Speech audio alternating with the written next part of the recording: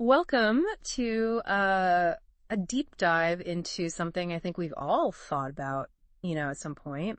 Our soul purpose, that feeling of like being meant for something more. Yeah. Today we're going to be exploring the work of Erin Lyons. Okay. She's a spiritual guide who offers some really unique perspectives, I think, on how to tap into that feeling. Interesting. She has this audio series where she talks about signs from the universe and practical steps for kind of like figuring out what we're meant to do with our lives. Yeah. What I find really interesting about Erin's work is that she kind of blends this grounded approach with a really expansive view of what's possible. Right. It's not about like finding some predetermined destiny or anything. Right. It's more of a journey of aligning with what truly makes us feel alive. Exactly. It's not like we're searching for something completely foreign to us. Yeah. But rather uncovering something that's already there deep within. Yeah. Now, one of the first things that Erin talks about that really grabbed my attention was this idea of a soul frequency. Yes. And she describes it as this unique energy vibration that's specific to each of us. Okay. And get this, it's naturally aligned with feelings of love and joy.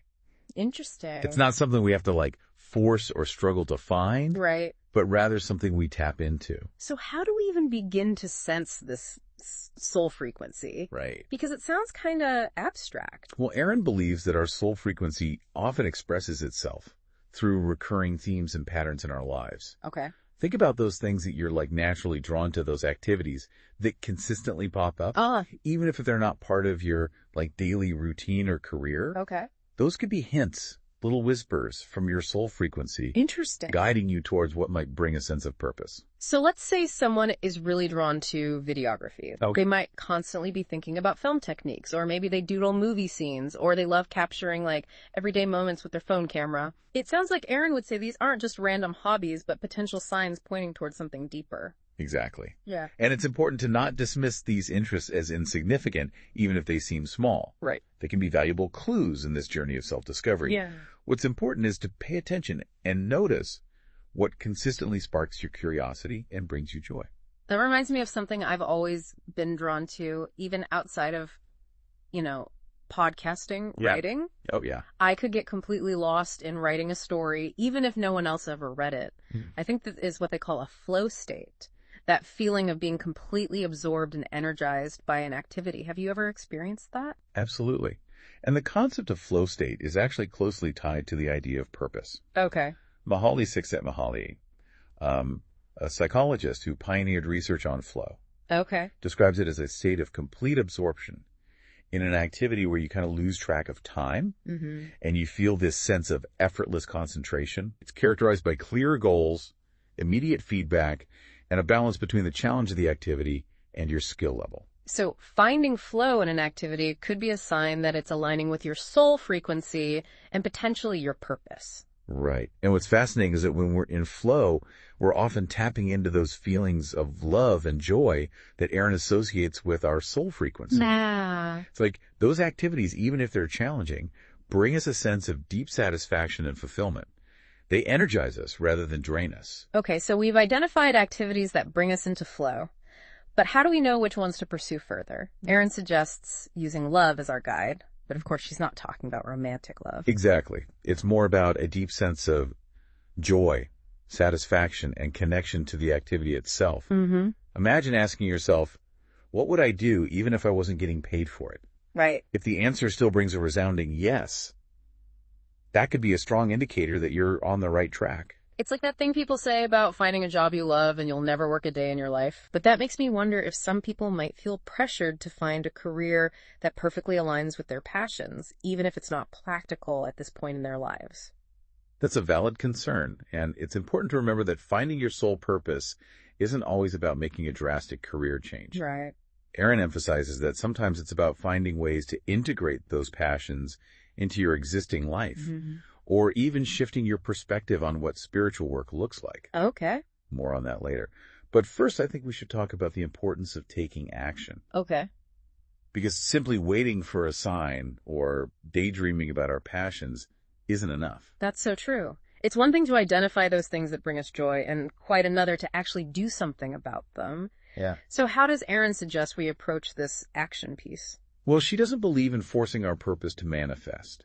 Instead, she encourages us to approach it as a process of gathering feedback. It's about trying things out, experimenting, and seeing what resonates in the real world.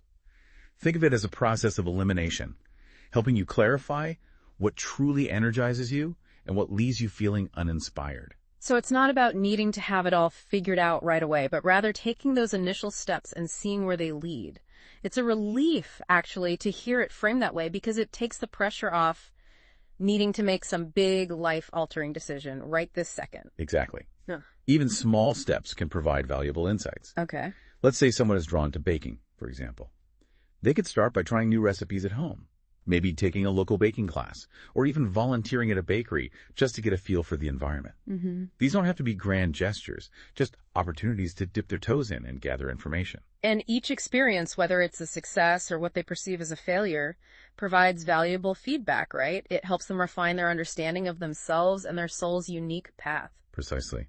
And this brings us to an important point Erin makes about redefining spiritual work. Many people might feel stuck in their current situations thinking, this isn't my dream job, so how can I possibly be living my purpose? Yes. I think a lot of us can relate to that feeling. It can feel like we're just going through the motions waiting for that aha moment when our true calling is revealed. Right. But Erin emphasizes that our soul purpose doesn't always demand a complete life overhaul. Okay. It could be about integrating those passions into our existing lives. So let's say someone who's drawn to writing could find ways to incorporate that into their current job, even if it's not a writing-focused role. Maybe they volunteer to write articles for the company newsletter or take on projects that allow for more creativity. Exactly. It's about finding those little opportunities to infuse your passions into your daily life. Yeah. It doesn't always require a dramatic exit stage left. Sometimes it's about finding that sweet spot where your inner world and outer world align, even in small ways. This gives me a whole new perspective on my 9 to 5. But let's be real, sometimes a job is truly draining, no matter how much we try to find meaning in it. Absolutely. Yeah. And Erin acknowledges that a change in environment or career path might be necessary. Okay. But she cautions against making impulsive decisions based solely on dissatisfaction. So even major life changes should be approached with intention. Right. It's not about running away from something you dislike, but rather moving towards something that genuinely resonates with you. That makes a lot of sense.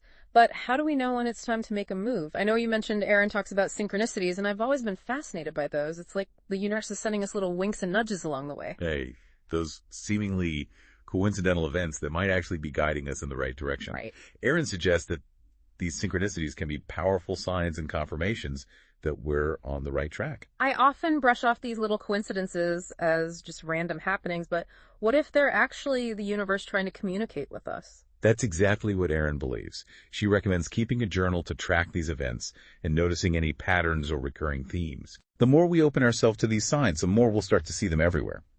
This is all reminding me of something else Erin talked about that really blew my mind.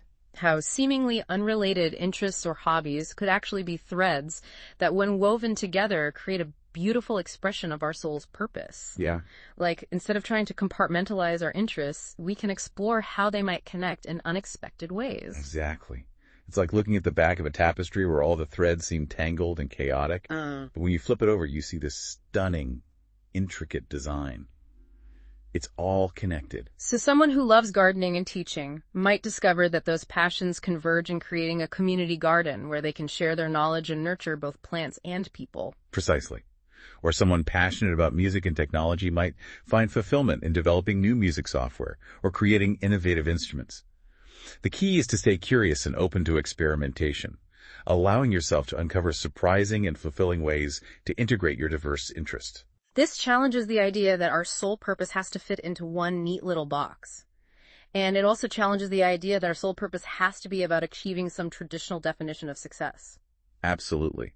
Erin emphasizes that sometimes our purpose isn't about climbing the corporate ladder or achieving some grand external goal. Right. It might be about the impact we have on our community, the relationships we nurture, or simply living a life aligned with our values. This is such a powerful shift in perspective. Instead of focusing on achieving some impressive outcome, we can focus on cultivating our inner world and letting that beauty radiate outwards. It's about aligning our actions with our values, living authentically, and contributing to the world in ways that feel meaningful to us. And as Erin reminds us, this journey of uncovering and living our soul purpose is an ongoing process, not a destination. So it's not about suddenly finding our purpose and then having everything magically fall into place. It's about constantly evolving, growing, and refining our understanding of what brings us true fulfillment. Precisely. Even when we feel like we've found our purpose, there will always be new layers to uncover, new challenges to overcome, and new ways to express our unique gifts. It's a journey of lifelong learning and exploration. So as we wrap up this part of our deep dive, let's take a moment to reflect. What has resonated with you most from Era's wisdom so far?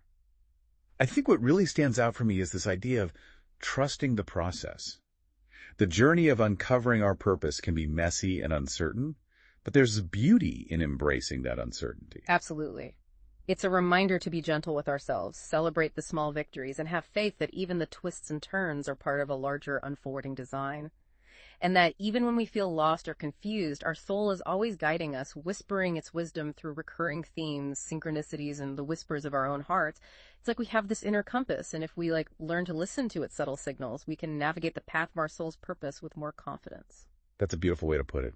It's about empowering ourselves to connect with that inner guidance and trust where it leads. So to our listener, as we delve deeper into this idea of soul purpose, think about this. What threads already exist in your life that could be woven together to create something truly unique and fulfilling? Erin believes these seemingly unrelated interests can actually be the building blocks of our purpose. She uses this great analogy of a tapestry. Imagine looking at the back of a tapestry. All the threads seem jumbled and chaotic, right? But when you flip it over, you see this beautiful, intricate design. Our lives could be like that too. Those seemingly random interests and passions might seem disconnected. But when we start to explore them, we might find that they fit together in a way that creates something meaningful. It's like all those different threads, when woven together, form a beautiful expression of who we are and what we're meant to contribute to the world. Exactly. And it's important to remember that this isn't about forcing things or trying to make everything fit into a neat little box. It's more about approaching this process with a sense of curiosity and openness, allowing yourself to see the connections that might not be immediately obvious. So how do we even begin to unravel those threads and see how they connect? It feels a bit overwhelming, to be honest. Well, one thing Erin suggests is to start by simply acknowledging and honoring those interests, no matter how small or insignificant they might seem. Maybe you've always loved to doodle, or you have a secret passion for collecting vintage postcards. Whatever it is, don't dismiss it. Give yourself permission to explore it. That's great advice. It's so easy to brush aside those things that we think are just hobbies or guilty pleasures, but maybe they're actually little nudges from our soul guiding us towards something deeper. Exactly. And as you start to explore those interests, pay attention to how they make you feel. Do they bring you joy? Do they spark your curiosity? Do you feel a sense of flow when you're engaged in them? These are all signs that you might be on the right track. So it's not just about identifying the interests themselves, but also paying attention to the energy and the feelings they evoke. It's like our emotions are giving us feedback, guiding us towards those things that truly resonate with our soul. That's a great way to put it. And as you start to notice those threads and pay attention to your emotional responses, start to look for connections between them. Ask yourself, how might these seemingly disparate interests inform each other? Is there a way to weave them together to create something new and exciting? So, for example, someone who loves to bake and also has a passion for teaching might discover that they could combine those interests by offering baking classes in their community. Exactly. Or someone who loves photography and travel might find fulfillment in starting a blog or Autogram account where they share their photos and stories from their adventures. The possibilities are endless. I love this idea of letting those seemingly random threads guide us towards our purpose. It takes the pressure off needing to have everything figured out right away. It's more about embracing the journey of exploration and discovery, knowing that each step, each experience is leading us closer to where we're meant to be. Absolutely. And as you embark on this journey, remember to be patient with yourself. It's not about getting everything perfect right away. It's about allowing yourself to experiment, to play, to try things out and see what sticks. It's like we're giving ourselves permission to be curious and playful, like a child exploring the world for the first time. There's so much freedom in that. Exactly. And as you explore and experiment, remember to celebrate those small victories along the way. Every step you take, every new connection you discover, every moment of joy and inspiration is a sign that you're moving in the right direction. It's so easy to get caught up in the big picture and feel discouraged if we're not where we want to be yet. But focusing on those small wins can really help us stay motivated and keep moving forward. Yes, it's all about progress, not perfection. And remember, even those experiences that might feel like setbacks or failures can actually be valuable learning opportunities. That's so true. Those experiences often teach us more than the ones that go smoothly. They help us refine our understanding of ourselves and what we truly want. They can also make us more resilient and resourceful. And speaking of challenges, I think it's important to address something that many people struggle with on this journey of finding their soul purpose. What's that? Comparison. It's so easy to get caught up in comparing ourselves to others and feeling like we're not doing enough or that our purpose isn't as grand or as impactful as someone else's. Oh my gosh, yes. Social media can be a breeding ground for comparison. Everyone seems to be living their best life, launching successful businesses, and effortlessly achieving their dreams. It's easy to feel inadequate in comparison. Absolutely. But it's important to remember that everyone's journey is unique, and what looks like success on the surface might not actually be fulfilling or aligned with that person's true purpose. It's so easy to get caught up in external validation and lose sight of what truly matters to us. So how do we avoid falling into that comparison trap? Well, one thing Erin suggests is to focus on cultivating a sense of gratitude for our own unique journey and all the experiences, both positive and negative, that have shaped who we are today. That's a great reminder. It's so easy to focus on what we lack instead of appreciating what we already have. Exactly. And when we shift our focus to gratitude, we open ourselves up to a whole new level of abundance and joy. It allows us to see the beauty in our own unique path and appreciate the gifts that we have to offer the world. It's like we're giving ourselves permission to be exactly who we are, imperfections and all. And that's a powerful thing. It frees us from the pressure of needing to be anyone other than ourselves. And when we embrace our authentic selves, we naturally attract those people and experiences that are aligned with our true purpose. It's like we're sending out a signal to the universe. This is who I am. This is what I love. This is what I'm here to do. Exactly. And the universe responds by bringing us opportunities that are a perfect match for our unique gifts and passions. It's so inspiring to think about it that way. It's like we have the power to co-create our reality by simply being true to ourselves and following the whispers of our soul. And as we continue to follow those whispers, we may find ourselves stepping outside of our comfort zones and taking risks that we never thought possible. That can be scary, right? It's easy to let fear hold us back from pursuing our dreams. Absolutely. But Erin reminds us that fear is often a sign that we're on the right track. It means we're stretching ourselves, growing, and moving closer to our full potential. So instead of seeing fear as a roadblock, we can reframe it as a signal that we're about to do something amazing. Exactly. It's about embracing the unknown and trusting that we have the strength and resilience to navigate whatever challenges come our way. I love that. It's like we're giving ourselves permission to be brave, to step into the unknown, and to trust that the universe has our back. And as we do that, we might start to notice those synchronicities popping up more and more. Ah, yes. Those magical little winks from the universe that tell us we're on the right path. Exactly. And it's not just about recognizing them, but also about trusting them and allowing them to guide us. So how do we cultivate that trust? It can be hard to distinguish between wishful thinking and a genuine sign from the universe. Well, one thing Erin suggests is to pay attention to those recurring themes and patterns that we talked about earlier. Are there certain numbers, symbols, or messages that keep popping up in your life? Like seeing the same number sequence everywhere or constantly running into people who work in a field that you're interested in exploring. Exactly. These could be signs from the universe pointing you in a particular direction. But it's important to approach them with a discerning mind. Don't force connections that aren't there. So it's a balance between being open to those signs and also using our critical thinking skills to make sure we're not misinterpreting things. Right. It's about being both receptive and discerning. And remember, the universe often communicates in subtle ways. It's not always about grand gestures or dramatic events. Sometimes it's a quiet whisper, a gentle nudge, or a serendipitous encounter that leads us in the right direction. It's like we have to learn to speak the language of the universe. It's not always loud and obvious, but it's always there guiding us towards our highest good. That's a beautiful way to put it. And as we become more attuned to that language, we'll start to see the interconnectedness of everything. It's like realizing that we're all part of this grand tapestry, each of us playing a unique and important role in the unfolding of the universe. And as we embrace that interconnectedness, we realize that our purpose isn't just about ourselves. It's about contributing to something larger than ourselves, something that benefits the collective good. It's about recognizing that we're all in this together and that our individual actions and choices have ripple effects that extend far beyond ourselves. Exactly. And as we align with our soul's purpose, we naturally become a force for positive change in the world.